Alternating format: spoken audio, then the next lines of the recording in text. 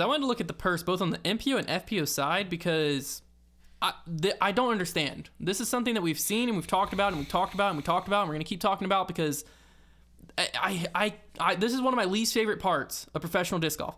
MPO total purse, $22,175. The winner took home $2,500. So bad. If I plug the numbers in to what we use at tournaments to calculate payout, the winner would have taken home $5,280, more than twice as much. Yeah. And last cash would have taken home $145 instead of $290.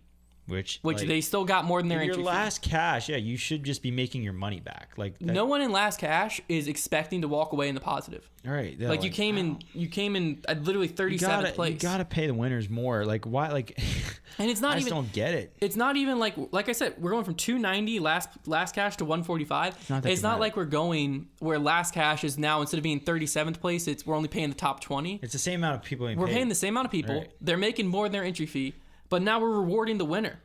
Now, Matty O, instead of walking home with $2,500, is walking home with over $5,000. Yeah, it's a big difference. Like what big difference. Last year at the Battle for Bedford had only $6,000 added cash to the whole pro field. The whole pro field, not just MPO. Paul walked away with $2,000 as the winner. Right, yeah. That's $500 less than a tournament with $30,000. Yeah. It's a lot easier to do than you would think. It's just, once again, the PDGA has this like... But it's not even the PDGA because they don't actually have any rules on how payout's supposed to be broken down. They have when you plug it into the tournament. Well, then I tell you what it really is. Then it's TDs trying to be best friends with everybody. No, I think it's TDs not caring beyond because if you plug the numbers in, so it's like default breaks down to this. Okay, so the PDGA has a default and whatever breakdown. I think everybody just does that, and it's just kind of like universally accepted. But why? I know if you do it our way and go top heavy, it's not even really our way. This is TexasArmyTrails.com or something like that. Yeah. It's just it's literally, if you search disc golf payout calculator, it's like the first one that comes up. If you do it the more top heavy way, the real competitors, the guys that really have a winning attitude, are gonna be happy about it because they're gonna be like, awesome, I'm gonna go out and win this tournament. I've done this for every tournament I've ran. The journey guys who are just like kind of comfortable being sitting around the middle of the pack are gonna be upset about it. They're not even going to be. I promise you. Because they're not losing that much money. Even if they are, then they're not good for the sport. If they're just kind of chilling. I have done this because we have tested this at different events. We've even tested it some on the Blue Ridge Tour. 0 complaints. Yeah. 0, because when you're in 25th place, you are upset at yourself for how you played, most likely, or you're stoked to have cashed. Either way, you're not looking at your envelope going, why'd I get $300 when I paid $117 to enter? Yeah. Versus, this should have been $500. Yeah. Like, the person in 25th place cares a lot less about that $200 than the person in first place cares about that $2,000. And that's what it comes down to. Is why are we handing, and it's the same on the FPO. FPO total purse was $13,533. Lisa took home $3,519, and she could have taken home $4,620. So FPO wasn't as drastic improvement, but last cash would have still taken home $460 when they paid $117 to enter. Yeah. I mean, it's got to change. I just don't understand why we're prioritizing players who are losing events.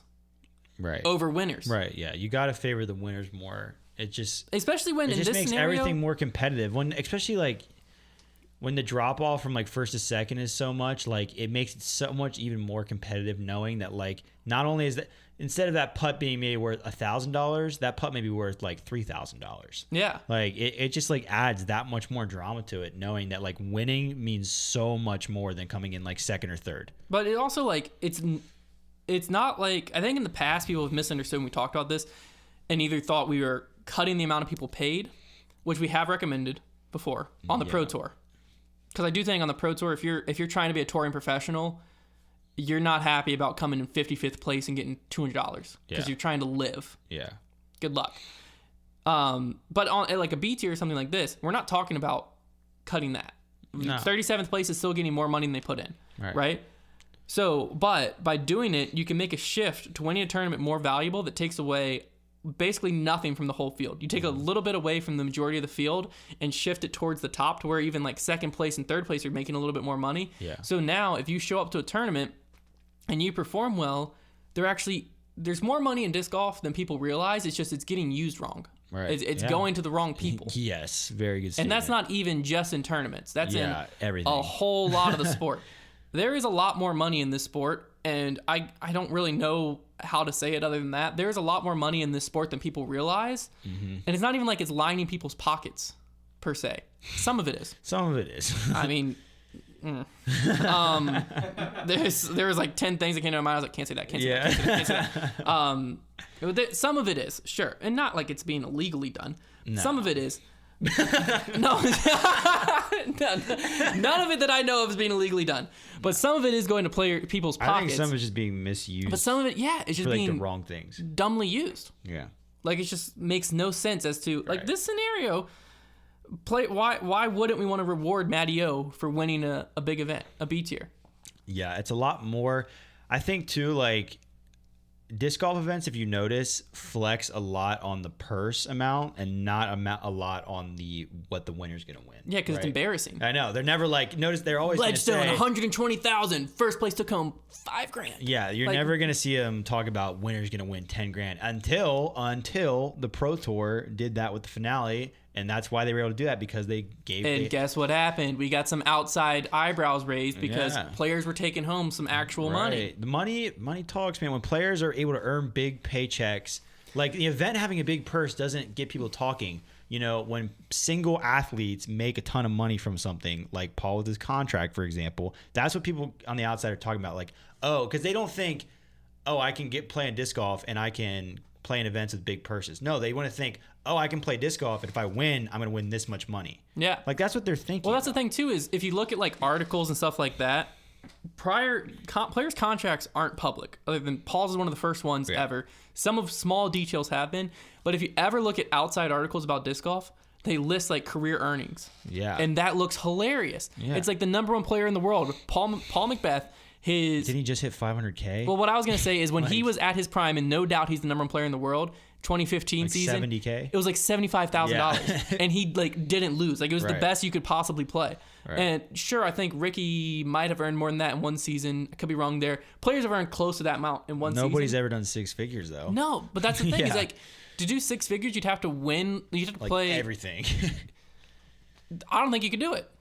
It'd be you'd really have to. hard. I mean, nowadays you might be able to, but you'd have to win literally everything. Yeah. And you'd have to play almost every weekend. Yeah.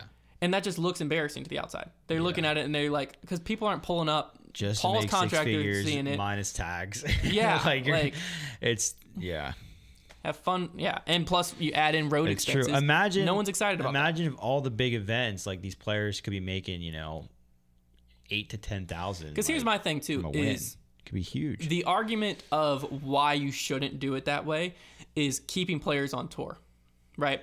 I would love to look into, and we might have to do this for a podcast episode, I would love to look into the percentage of players that are finishing outside the top 25. How many of them are actually on tour? How many of them are actually fully surviving on tour? I don't think a lot of them, because even the ones that, like, even some of the disc golfers that are on tour, like, they are technically on tour, and they technically, like, their only income is disc golf, they've got money from somewhere. Well, a lot of them though are also on tour, but they're vending, doing clinics. Right. Everybody's got some kind of side hustle. I would like to see the players who like are like the Pauls, Yuli's. They're literally surviving from the money they make from endorsements and disc golf wins. From their play. There can't be more than 20. If they get once you're outside the top 25 average finishing, the majority of these players you see a lot of cycling players where the past 3 or 4 tournaments might have similar names because they're in Texas, but the second tour goes East Coast, those players aren't there anymore because they're going back to their 9 to 5s or they're going back to whatever because they're not touring. You might not see your, so why your Joel Freemans and your Mattios and everything on every event. Yeah. So like players who have day jobs and are showing up to these tour events, they're stoked if they finish high enough to get some extra money. They're not thinking but that's what it is. Like, it's extra money. I need cash so I can pay rent this month. Like, it's not why they're there, and they shouldn't be if they are. Yeah, that's my biggest thing is like if you're finishing in 35th week in and week out throughout the whole year and you think that you can live on tour, you're in the wrong sport. Like, there's not that much money in disc golf. There's money in disc golf. There's not that much. No. If you're year in and year out, you're finishing like 30 to 50th, like, I honestly think you'll make more money if you stayed at home and didn't have the tour expenses and just played C and B tiers around you. Yeah. You'd probably end up profiting. You'd have more money in your pocket. Yeah. It's like,